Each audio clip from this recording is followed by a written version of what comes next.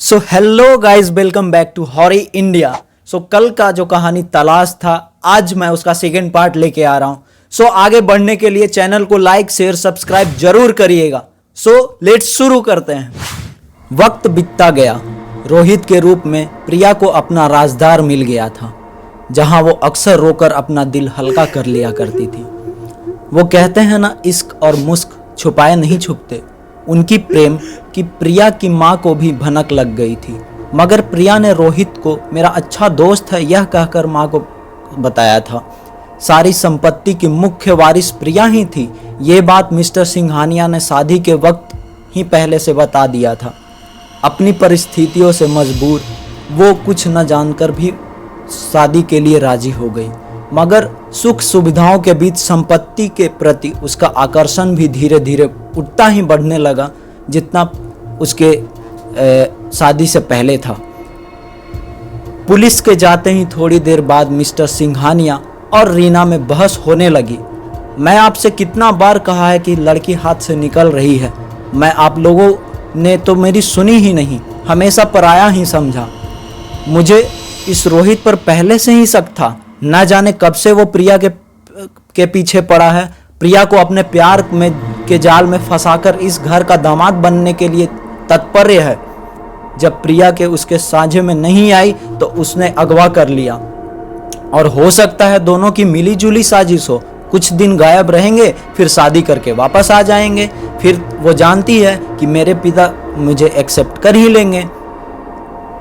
मैं तो कहती हूँ जैसे ही प्रिया मिले अच्छा सा लड़का देखकर उसकी शादी करा दो, और रही लड़का ढूंढने की बात तो वो मैं आप मुझ पे छोड़ दो। रीना की बात सुनकर सिंघानिया का पारा चढ़ गया और गुस्से में चिल्लाकर बोले, यहाँ मेरी बेटी लापता है और तुम उसके चरित्र पर उंगलियां उठा रहे हो। प्रिया अच्छे से जानती है उसके पिता उसकी खुशी के लिए कभी भी किसी भी हद तक जा सकते हैं। वो ऐसा कदम उठाने का सपने में भी नहीं सोच सकती है। और उसकी शादी की बात रही तो तुम चिंता छोड़ दो, वो इतनी काबिल है जो अपने पिता की इज्जत मान रखते हुए भी कोई फैसला नहीं लेगी। मिस्टर सिंघानिया की बात सुनकर रीना को करंट सा लग गया।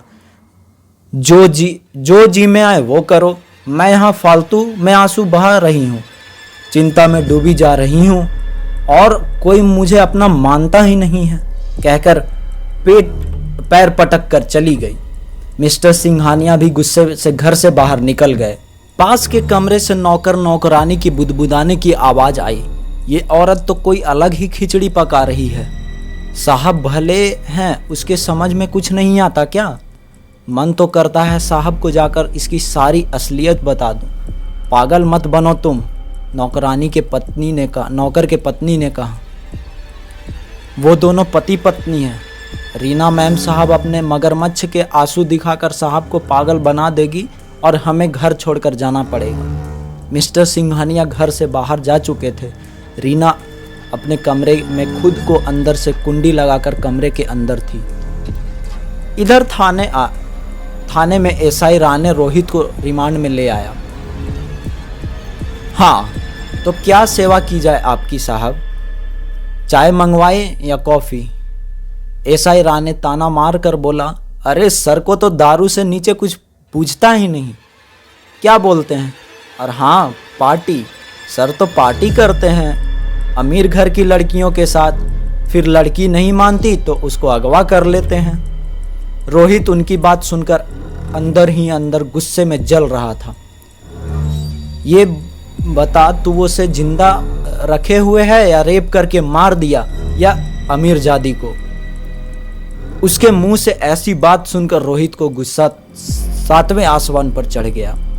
अबे चुप कर साले, मेरे हाथ खोल, फिर तुझे बताता हूं। जो मन में आ रहा है कुछ भी उल्टा सीधा बके जा रहा है। तू पुलिस वाला है तो कुछ भी बोलेगा। राणे भी गुस्से में आ गया।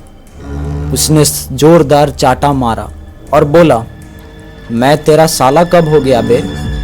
पुलिस वाले को गाली देने से पहले 1000 बार सोच लियो साले। ऐसे ऐसे धाराएं लगाऊंगा, अगला जन्म लेने से पहले 100 बार सोचेगा। रोहित उसका ये रूप देखकर समझ गया और खुद को संभालते हुए बोला, मुझे वकील से बात करनी है। ना ना जीजा जी, पहले अपने साले से तो बात कर लो, राणे ने घर कर बोला।